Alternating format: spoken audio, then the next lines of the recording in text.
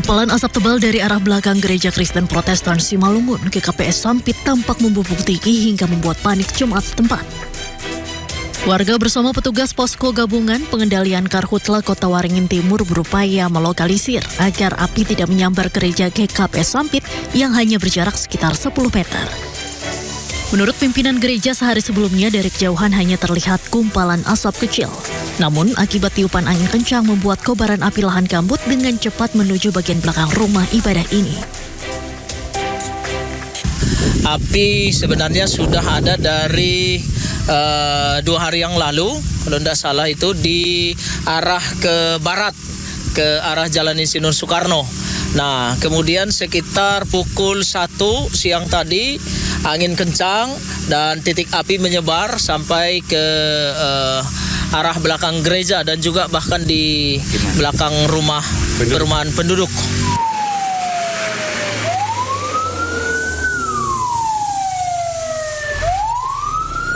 Tak berselang lama, petugas gabungan tiba-tiba kembali dikejutkan dengan kebakaran lahan gambut yang cepat mendekati permukiman warga yang tidak jauh dari gereja tersebut. Bahkan warga yang rumahnya nyaris disambar api tampak ketakutan dan panik saat kobaran api hanya tinggal 5 meter menuju rumahnya. Getar itu loh, ketakutan. Nanti warga-warga sini ketakutan itu loh Pak, kasihan. Panik juga ya? Panik semua. Itu yang dikhawatirkan itu loh Pak, yang diterbas itu yang kering itu. Berdasarkan data BPBD Kota Waringin Timur per 18 Agustus 2026, total luas lahan yang terbakar mencapai 1.300 hektar lebih. Sedangkan rekap hotspot tercatat sebanyak 3.840 titik panas sepanjang tahun 2026. Dari Sampit, Kabupaten Kota Waringin Timur, Kalimantan Tengah, Norman Syah, iNews melaporkan. Pemirsa, maraknya kebakaran hutan dan juga lahan di sejumlah wilayah di Kalimantan Tengah dan Selatan membuat jalanan dan pemukiman warga diselimuti oleh kabut asap. Warga terpaksa menggunakan masker dan terancam penyakit infeksi saluran pernafasan.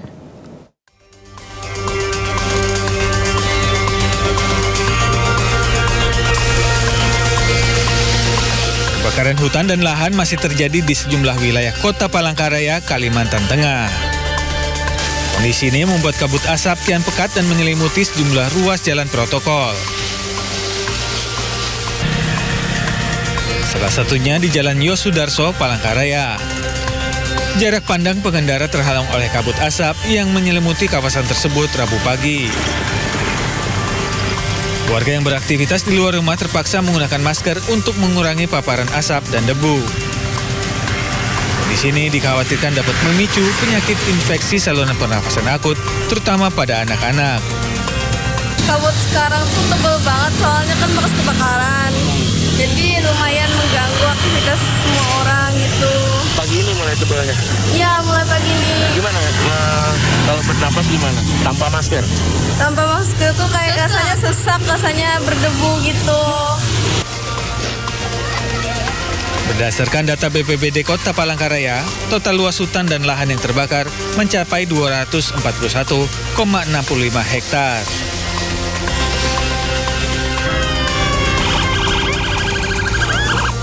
Kabut asap pekat dampak kebakaran hutan dan lahan juga terjadi di Kota Banjarbaru, Kalimantan Selatan Rabu pagi. Kondisi ini sangat membahayakan terutama bagi pengendara lantaran jarak pandang hanya 10 meter. Kabut asap kali ini merupakan yang terparah sejak kebakaran hutan dan lahan melanda Kota Banjarbaru. Warga pun mengeluhkan sesak nafas akibat kabut asap. Dari data Sipongi, Kementerian Kehutanan ada 107 juta hektar lahan dan hutan di Indonesia terbakar pada Januari hingga Juni 2026. Dari Palangkaraya, Kalimantan Tengah dan Banjarbaru, Kalimantan Selatan, Ade Sata, Sairi, iNews melaporkan. Kita kembali ke informasi pasca gempa di NTT. Pemirsa, pemerintah mengirimkan bantuan bagi masyarakat terdampak bencana di Nusa Tenggara Timur. 2 posko utama disiapkan untuk mempercepat distribusi bantuan, yakni di Labuan Bajo dan Maumere.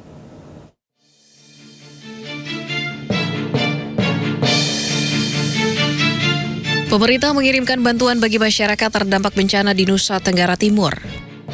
Hingga hari kelima pasca bencana, sebanyak 253 ton logistik telah diangkut menuju wilayah terdampak. Rabu dini hari 5 pesawat kembali diberangkatkan dari pangkalan TNI AU Halim Perdana Kusuma Jakarta dengan membawa total 65 ton bantuan. Logistik yang dikirim terdiri atas makanan, minuman, tenda, perlengkapan kesehatan, serta berbagai kebutuhan lain. Semua logistik tadi itu menggunakan jalur udara lewat helikopter, kemudian pesawat TASA, pesawat yang lebih kecil. Kemudian yang kedua lewat laut, ada 3 KRI TNI AL yang sudah di sana, kemudian 1 kapal rumah sakit berlabuh di sana. Kemudian juga melalui jalur darat. Laporan dari Menteri PU, seluruh jalur darat sudah dapat dilewati sejak hari kedua. Pemerintah menyiapkan 2 posko utama untuk mempercepat distribusi bantuan, yakni di Labuan Bajo dan Maumere. Dari posko Labuan Bajo, bantuan didorong menuju sejumlah wilayah, antara lain Manggarai dan Ngada. Sementara bantuan dari posko Maumere didistribusikan menuju Sika, Ende, dan Nagekeo. Baik, pemirsa, untuk mengetahui kondisi di sana, saat ini kami sudah terhubung dengan rekan Ahmad Muharlin dan juru kamera Muhammad Khairuddin yang berada di Nagekeo, Nusa Tenggara Timur. Selamat pagi Muharlin, bagaimana kondisi di sana saat ini? Silakan dengan laporan Anda.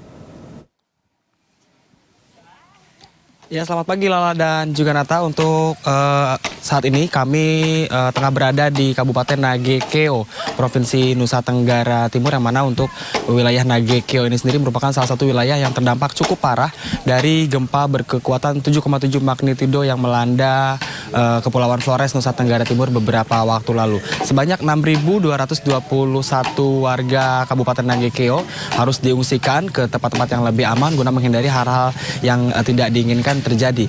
Dan untuk mereka ditempatkan disebar di 70 titik lokasi pengungsian berbeda di area atau di wilayah Nagekeo.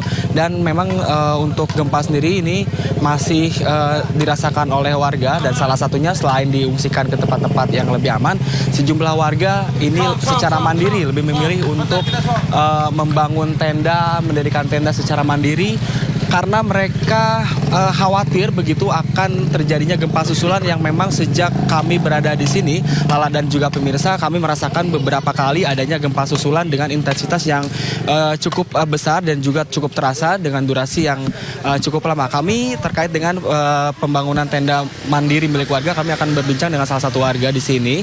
Selamat pagi, Bapak. Pagi. Bapak boleh tahu dengan siapa namanya, Pak? Dengan Pak Askari. Pak Askari, boleh diceritakan nggak ini kegiatan warga pagi ini apa sih, Pak? Boleh diceritakan? Oh ya, pagi ini warga RT 06 Linggung Golekapa Kelurahan Basatu, Kabupaten Nagekeo.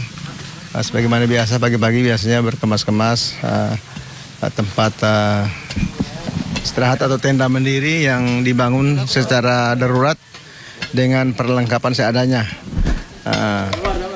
Jadi harapan dari kami adalah kalau bisa mungkin para pihak terkait, baik itu pemerintah, LSM, Ormas atau Parpol, supaya bisa perhatikan dengan kondisi kami yang ada secara keseluruhan, bukan hanya di RT 06 tapi Nagekeo secara keseluruhan.